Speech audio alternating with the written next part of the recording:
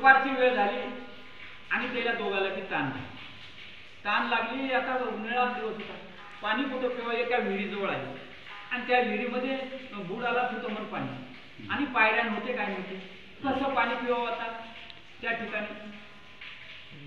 ज्ञानेश्वर महाराजांकडे योग सामर्थ्य होतं, योगाची विद्या संपादन होती। त्यांनी काय केले, योग सामर्थ्याने एक भुंग्याचं रूप धारण केले। भुंगा झाला, ज्ञानेश्वर महाराज त्या विहिरीमध्ये गेले आणि पाणी पिऊन आले। हे नामदेवराय वारकरी होते, यांच्याकडे योग सामर्थ्य नव्हतं, योग विद्या नव्हती नामदेवरायाकडे। मग नामदेवराया तिने भुंग्याचं रूप दिलं।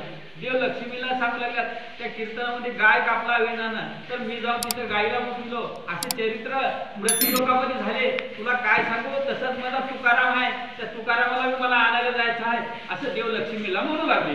देणू जीवनी क्षण मात्रे नाम्याशी आश्वासिले करे, परतून येता वैष्णव वीर मारवाडात चरित्र एक झाले। मग त्या ठिकाणी देव गेले की त्या गायला उठली, नामदेवरायाचं समाधान केले, तुम्ही निर्धारपणाने तीर्थयात्रा करा।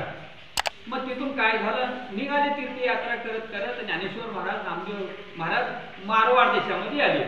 नामा ज्ञानदेव निश्चित उभयंता झाले कृशाकांत, मग घुंगट होनी योगीनाथ जीवन सेवित तेधवा।